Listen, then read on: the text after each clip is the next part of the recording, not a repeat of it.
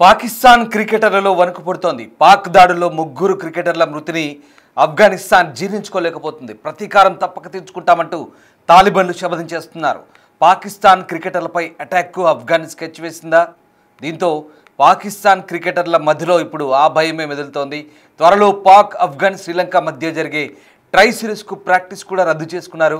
క్రికెటర్ల ఇంటి ముందు high security పెట్టుకున్నారు. పరస్పర దాడులతో ట్రై సిరీస్ జరుగుతుందో లేదో అని ఉత్కంఠ కొనసాగుతోంది.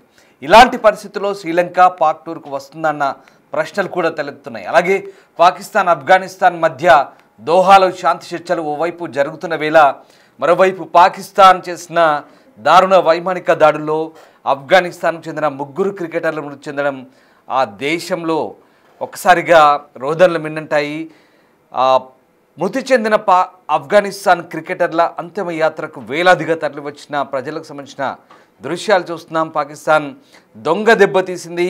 వైమానిక దాడిలో ఏకంగా ముగ్గురు ఆఫ్ఘనిస్తాన్ క్రికెటర్లను హతమార్చడంతో ఒక్కసారిగా పాకిస్తాన్ దొంగ బుద్ధి మరొకసారి బయటపడిందని చెప్పాలి. ఆఫ్ఘనిస్తాన్లోని పాక్తికా ప్రాంతంలో పాకిస్తాన్ జరిపిన దాడుల్లో తమ ముగ్గురు క్రికెటర్లు చనిపోయినట్టుగా ఆఫ్ఘనిస్తాన్ క్రికెట్ బోర్డు ఏసీబీ తెలిపింది. ఈ దాడులను ఖండిస్తూ ఒక ప్రకటన కూడా ఇచ్చింది. నవంబర్లో పాకిస్తాన్తో జరగబోయే ట్రై సిరీస్ నుంచి తప్పుకోవాలని ఇప్పటికే ఆఫ్ఘనిస్తాన్ డిసైడ్ అయింది. ముగ్గురు ఆటగాళ్ల ఫోటోలు షేర్ చేసిన ఏసీబీ శుక్రవారం సాయంత్రం పాకిస్తాన్ చేసిన దాడులు తమ ఆటగాళ్లను లక్ష్యంగా చేసుకున్నారంటూ తెలిపింది. ఇక ఈ దాడులకు ఆఫ్ఘనిస్తాన్ ప్రతీకార చర్యలకు దిగుతుందేమన్న భయంతో ఇప్పుడు పాకిస్తాన్ క్రికెటర్లకు ఉచ్చపడుతోంది. వణికిపోతున్నారు. వాళ్ళ ఇళ్ల దగ్గర సెక్యూరిటీ పెంచుకున్నారు. పాకిస్తాన్ చేసిన దుశ్చర్యలకు ప్రతీకారం తప్పదేమోనన్న భయంతో పాకిస్తాన్ క్రికెటర్లు వణికిపోతున్నారు. ఆఫ్ఘనిస్తాన్ క్రికెట్ బోర్డు చెప్తున్న వివరాల ప్రకారం ఈ దాడిలో క్రికెటర్లు కబీర్, అలాగే సిబ్కతుల్లా, హాదున్ సహా మరో 5 పౌరులు చనిపోయారు. ఆటగాళ్ల గౌరవార్థం ఈ విషాద ఘటనకు స్పందనగా నవంబర్ చివరిలో పాకిస్తాన్తో జరగబోయే ట్రై సిరీస్ను తప్పుకోవాలని ఆఫ్ఘనిస్తాన్ నిర్ణయించింది. అదిగో చూస్తున్నారుగా ఆఫ్ఘనిస్తాన్ క్రికెటర్ల బొమ్మలు ఇవి.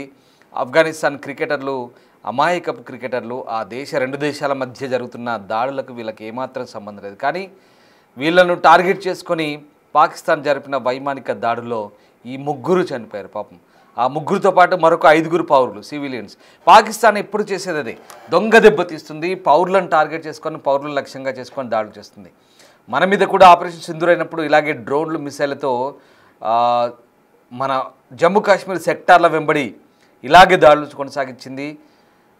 వాస్తవానికి యుద్ధనీతి కాదు ఇది. యుద్ధనీతి తప్పి ఇలా పౌరుల మీదకి దాడులు చేయడం అనేది పూర్తిగా యుద్ధ వ్యతిరేక చర్యలుగానే భావించాల్సి వస్తుంది. కానీ పాకిస్తాన్కు అలాంటివేమీ, ఆ నీతులు ఏమీ పట్టవు. ఇప్పుడు జరిగిన దాంట్లో కూడా అదే పరిస్థితి. సరిగ్గా ఆఫ్ఘనిస్తాన్ చెందిన ఈ ముగ్గురు ఆటగాళ్ళు ప్రాణాలు కోల్పోయారు. చూడండి, అదిగో ఆ ముగ్గురితో పాటు మరొక 5, మొత్తం 8 మంది దాకా ప్రాణాలు కోల్పోయిన పరిస్థితి. పాకిస్తాన్, ఆఫ్ఘనిస్తాన్, శ్రీలంక పాల్గొంటున్న ఇక ట్రై సిరీస్ T20 మ్యాచ్లు అయితే నవంబర్ 17 నుంచి 29 వరకు లాహోర్ రావల్పిండిలో జరగాల్సింది. ఆఫ్ఘనిస్తాన్ క్రికెటర్ రషీద్ ఖాన్ ఎవరైతే కెప్టెన్ ఉన్నాడో పాకిస్తాన్ గగనతల దాడులకు విషాదంగా వర్ణించారు. పౌరులను లక్ష్యంగా చేసుకోవడం పూర్తిగా అనైతికమని, దారుణమన్నారు. ఇలాంటి అక్రమ చర్యలు మానవ హక్కులు ఉల్లంఘించడమేంటో ఆయన పోస్ట్ చేశారు. ఇక ఆఫ్ఘనిస్తాన్ సరిహద్దు ప్రావిన్స్ అయిన పాక్తికాలో పాకిస్తాన్ బాంబు దాడులు చేసి వీళ్ళని హతమార్చింది. తాలిబాన్ అధికారులు దీన్ని ధృవీకరించారు. చూస్తున్నారుగా ముగ్గురు యువ క్రికెటర్లు, ఎంతో భవిష్యత్తున్న యువ క్రికెటర్లు సిబ్కతుల్లా, హరూన్, కబీర్, అఘా, ఈ ముగ్గురు యువ క్రికెటర్లు ప్రాణాలు కోల్పోయారు. Afghanistan cricket board ACB stands in solidarity with the martyred cricket players of Paktika అంటూ ఆ పోస్ట్ మనం చూస్తున్నాం. సో వాళ్ళందరికీ కూడా నివాళులు అర్పించి చనిపోయిన వాళ్ళందరికీ కూడా. ఇక ఈ పాక్తికా ప్రావిన్స్ అనేది తాలిబాన్ సరిహద్దుల్లో ఉంటుంది, పాకిస్తాన్కు దగ్గరలో ఉంటుంది. సో ఇక్కడ అర్గహాన్ అనే ప్రాంతంలో ఓ ఇంటిపై బాంబులు వేసింది. దాడిలో పౌరులు చనిపోయారు, మరికొంత గాయపడ్డారు. ఇక ప్రస్తుతానికైతే పాకిస్తాన్ కాల్పుల విరమణ ఉల్లంఘించి ఈ పాక్తికా ప్రావిన్స్లో 3 చోట్ల బాంబు దాడులు చేసినట్టుగా తెలుస్తుంది. ఆఫ్ఘనిస్తాన్లో కాల్పుల విరమణ ఉల్లంఘన దాడులకు సంబంధించి పాకిస్తాన్ అయితే ఇంకా స్పందించలేదు. అంతకుముందు పాకిస్తాన్, ఆఫ్ఘనిస్తాన్ 45 గంటల కాల్పుల విరమణకు అంగీకరించాయి. ఖతార్ మధ్యవర్తిత్వంతో దోహాలో చర్చలు అయితే జరుగుతున్నాయి. ఓ పక్క దోహాలో చర్చలు జరుగుతుంటే మరో పక్క ఇలా దొంగ దెబ్బలు తీయడం, మనతో కూడా అంతే కదా, మనతో కూడా కాల్పుల విరమణ ఒప్పందకు వచ్చినప్పుడు కూడా వరుసగా 3-4 రోజులు రాజస్థాన్, తూర్పు భారత్ వైపు, అలాగే పశ్చిమ భారత్ వైపు, రాజస్థాన్ కావచ్చు, పంజాబ్ కావచ్చు, జమ్మూ అండ్ కాశ్మీర్ కావచ్చు, ఈ ప్రాంతాల్లో దాడులు వరుసగా చేసింది 4 రోజుల పాటు. అయినప్పటికీ కూడా మనం సంయమనం పాటించాం. సేమ్ అలాంటిదే ఇప్పుడు అక్కడ కూడా చేస్తుంది. ఓవైపు 48 అవర్స్ సీజ్ ఫైర్కి పోయింది, ఖతర్ మధ్యవర్తిత్వం కోసం వెంపర్లాడుతుడు, మరోవైపు దాడులు చేయడం. ఇది దొంగ నీతి, దొంగ బుద్ధి. పాకిస్తాన్ విషయంలో పదే పదే మనము అనుభవించాం, ఇప్పుడు ఆఫ్ఘనిస్తాన్ అదే అనుభవిస్తుంది. ఇక ఆఫ్ఘనిస్తాన్ దేశంలోని ఉర్గున్ జిల్లాలో జరిగిన ఈ సరిహద్దు దాడిలో ఈ 3 క్రికెటర్లు మరణించడం ఇప్పుడు ఒక్కసారిగా దేశంలో విషాద ఛాయలతో అలుముకున్నాయి. పాకిస్తాన్ క్రికెట్ బోర్డు ఏర్పాటు చేసిన ఈ ట్రై సిరీస్ని అయితే ప్రస్తుతం వీళ్ళు బహిష్కరించారు. సోషల్ మీడియా ద్వారా ఈ విషయాన్ని అభిమానులకు ఆఫ్ఘనిస్తాన్ క్రికెట్ బోర్డు అయితే తెలియజేసింది. చనిపోయిన వారి గౌరవ సూచకంగా నవంబర్ చివరిలో ఈ రద్దు అనేది అన్నట్టుగా ఏసీబీ ట్వీట్ చేసింది. ఇక దీనిపై అయితే పాకిస్తాన్ క్రికెట్ బోర్డు ఇంకా స్పందించలేదు. ఆఫ్ఘనిస్తాన్ శ్రీలంకతో జరగబోయే ట్రై సిరీస్, పాకిస్తాన్ ఆఫ్ఘనిస్తాన్ ఆడే 2వ ట్రై సిరీస్, అలాగే పాకిస్తాన్ గడ్డపై ఆఫ్ఘనిస్తాన్కి ఇది మొదటి సిరీస్ అయ్యేది ఒకవేళ ఆడితే కనుక. ఈ 3 దేశాల సిరీస్లో ఆఫ్ఘనిస్తాన్, పాకిస్తాన్ 2 సార్లు తలపడాల్సి ఉండేది. మొదటి మ్యాచ్ నవంబర్ 17 అయితే రెండవది నవంబర్ 23న జరగాల్సింది. కానీ ఇప్పుడు ఇవన్నీ కూడా గందరగోళంలో పడ్డాయి. ఈ టోర్నమెంట్ రద్దయ్యే అవకాశం కనిపిస్తుంది. మొత్తం మీద వీళ్ళు చేసినటువంటి నీతిమాలిన పనికి ఇప్పుడు అమాయక పౌరులతో పాటు క్రికెటర్లు కూడా మరణించిన పరిస్థితి. ఇరు దేశాల మధ్య 48 గంటల కాల్పుల విరమణ ఒప్పందం అమల్లో ఉండగానే పాకిస్తాన్ ఈ దాడులకు పాల్పడ్డట్టుగా ఆఫ్ఘనిస్తాన్ ఆరోపిస్తుంది. ఉర్గున్, బర్మల్ జిల్లాల్లో ఈ సివిలియన్స్ నివాస ప్రాంతాల లక్ష్యంగా ఈ దాడులు అయితే కొనసాగినట్టుగా తెలుస్తుంది. సో మొత్తం మీద ఇటు భారత్ను కూడా నిందిస్తున్న పరిస్థితి, మరోవైపు ఆఫ్ఘనిస్తాన్తో తలపడుతుంది. ఓవైపు ఏమో మధ్యవర్తిత్వం కోసం చర్చలకు పాకులాడుతుంది. సో అంతలోనే మళ్ళీ దాడులు. అంటే వీళ్ళ పూర్తి స్థాయిలో వీళ్ళ వైఖరి ఏంటనేది పూర్తిగా ఒక రకంగా ప్రపంచ దేశాలన్నీ కూడా అర్థమవుతున్న పరిస్థితి.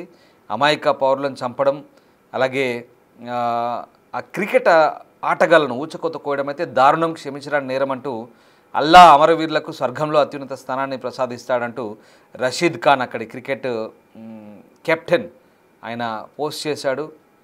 ఆఫ్ఘనిస్తాన్లోని ఆగ్నేయ ఈ పాక్తికా ప్రావిన్స్లో వరుస వైమానిక దాడులు జరిగిన తర్వాత ఈ మరణాలు అయితే నమోదించబడ్డాయి.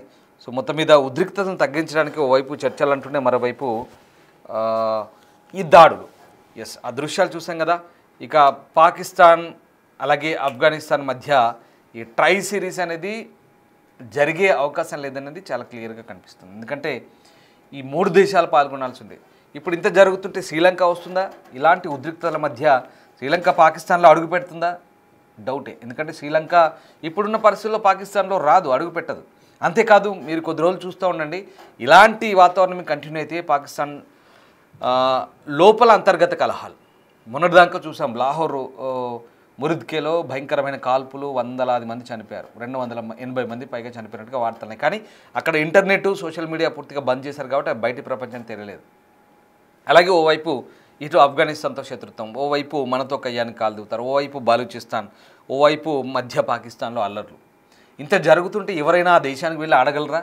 ప్రశాంతంగా ఆడే వాతావరణం కనిపిస్తుందా? ఒక్కసారి కామెంట్ చేయండి. ఎందుకంటే ఒక్క విషయం మాత్రం గ్యారంటీ, రాబోయే రోజుల్లో Pakistan is a most dangerous country అనేది చాలా పక్కాగా ముద్ర వేసుకోబడుతుంది. ఎందుకంటే ప్రపంచంలో కొన్ని దేశాల జాబితా ఉంటుంది, ఈ దేశాలకు వెళ్ళొద్దు, చాలా భయంకరమైన దేశాలు, అక్కడ సెక్యూరిటీ ల్యాబ్స్ ఉంటాయి, ఖచ్చితంగా అక్కడ వెళ్తే పౌరులకు ప్రాణం అంటూ కొన్ని దేశాలు అడ్వైజరీ జారీ చేస్తుంటాయి.